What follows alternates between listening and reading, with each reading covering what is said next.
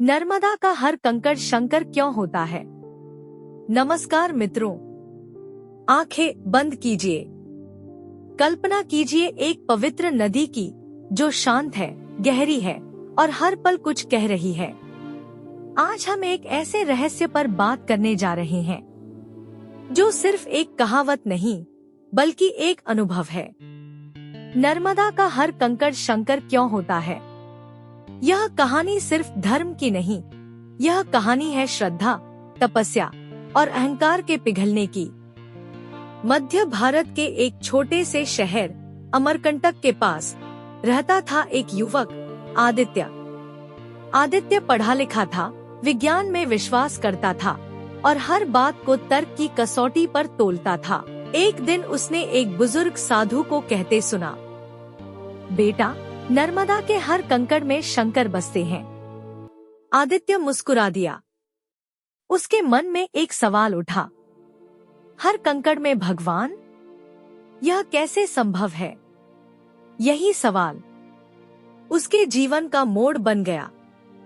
साधु ने कहा, बेटा, जब पृथ्वी पर पाप और अहंकार बढ़ने लगा, तब भगवान शिव गहरी तपस्या में लीन हो गए। उनकी तपस्या से जो जल की बूंद धरती पर गिरी, उसी से मां नर्मदा का जन्म हुआ।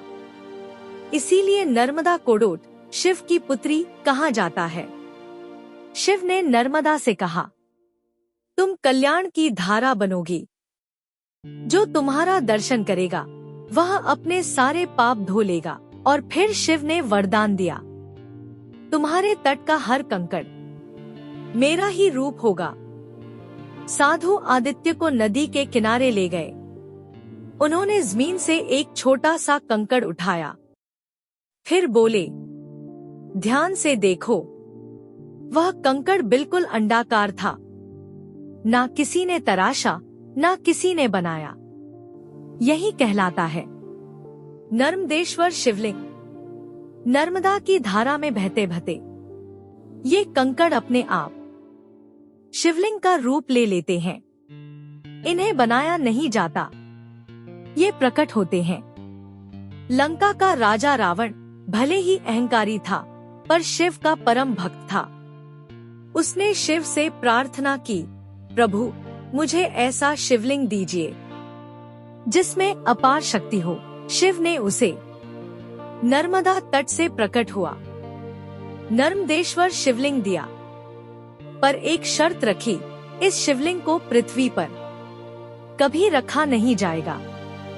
यात्रा के दौरान जब रावण नर्मदा के किनारे रुका, शिव की इच्छा से शिवलिंग धरती को स्पर्श कर गया और वहीं स्थापित हो गया।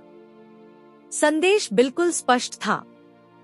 शिव चाहते थे कि उनका वास नर्मदा के कण-कण में हो। साधु बोले, गंगा स्नान से पाप धुलते हैं, पर नर्मदा दर्शन से चेतना शुद्ध होती है। इसीलिए शास्त्रों में कहा गया है, नर्मदा दर्शनम पापनाशन।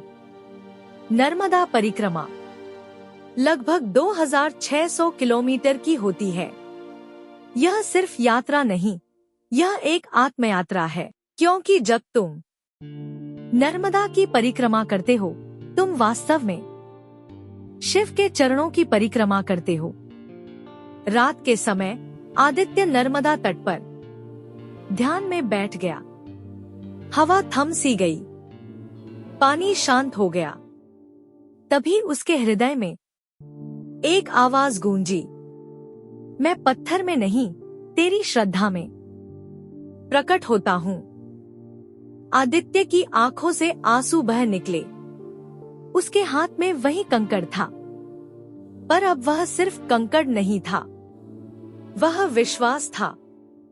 विज्ञान कहता है, नर्मदा के कंकड़ पानी के लगातार घर्षण से अंडाकार हो जाते हैं, पर उनमें शिव को महसूस कर पाना, यह श्रद्धा है। जहाँ विज्ञान रुक जाता है, वहीं से अनुभव शुरू होता है। अब समझ आया कि नर्मदा के हर कंकड़ में शंकर क्यों होते हैं। क्योंकि जब जीवन अहंकार को घिसकर सरल बना देता है, तब शिव स्वयं प्रकट होते हैं। अगर यह कथा आपके मन को छू गई हो, तो एक बार मां नर्मदा का स्मरण कीजिए और शिव को प्रणाम कीजिए। हर हर महादेव।